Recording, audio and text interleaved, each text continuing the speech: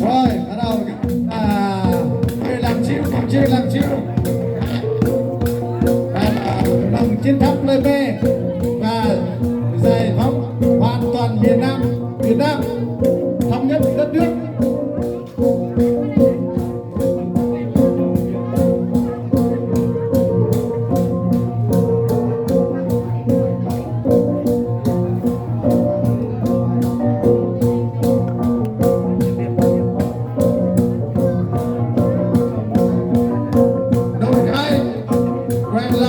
Chuẩn bị đi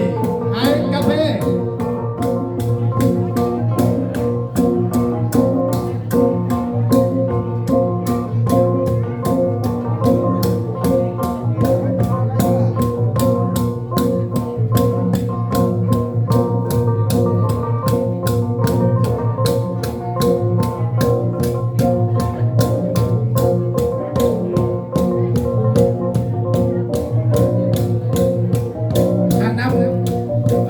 Tháng 4 kỷ niệm ngày 30 năm giải phóng miền Nam thống nhất đất nước và quốc tế lao động của 1 tháng 5,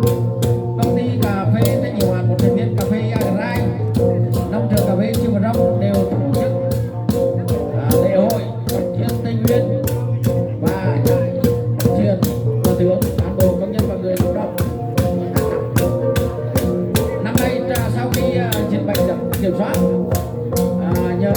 sự lãnh đạo của Đảng, quyết liệt của chính phủ, toàn dân đã được tiêm từ 18 tuổi trở lên đã được tiêm mũi 3 ở tại huyện Chư Mờ Rông. Tất cả các thành viên tham gia đều đã được tiêm 3 mũi vaccine. Tuy nhiên, ban lãnh đạo nông trường và ban lãnh đạo công ty cũng quyết liệt chỉ đạo không nên vì thế mà chủ quan,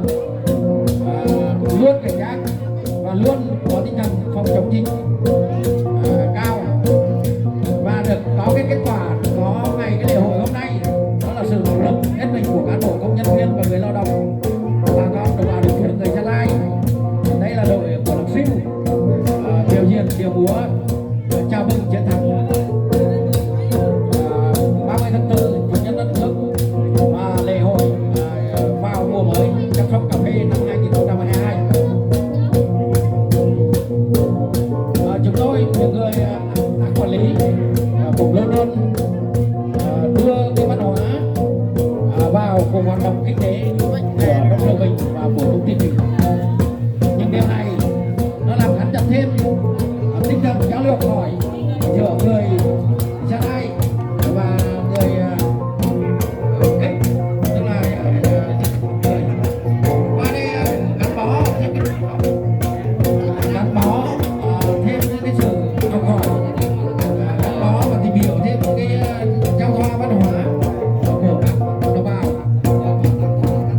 sống trên đất Tây Nguyên này. Từ khi nông trường và công ty tổ chức cái lễ hội tổng riêng thì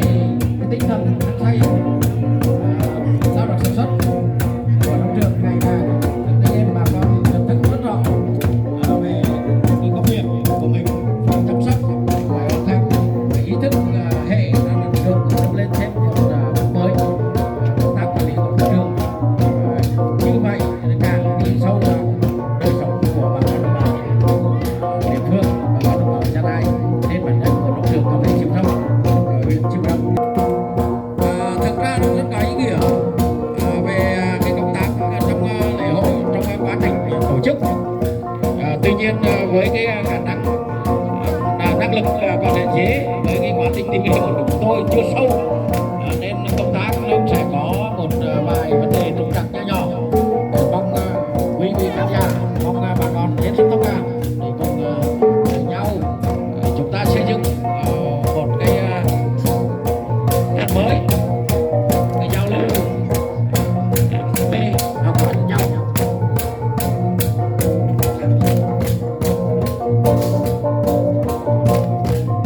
Với một đơn vị làm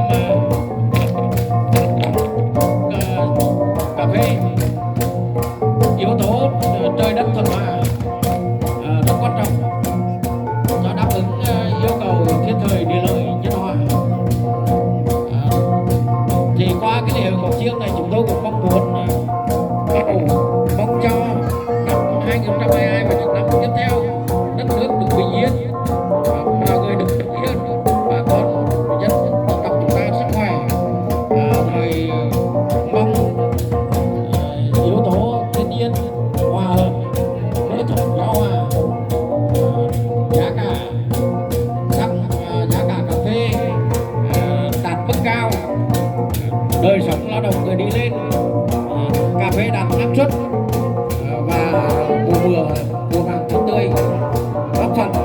đời sống vật chất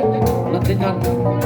cho người lao động tại nông trường cà phê Trừ Đông ngày càng được cải thiện. Mục tiêu là công ty công nhân giàu, công ty và nông trường vững mạnh.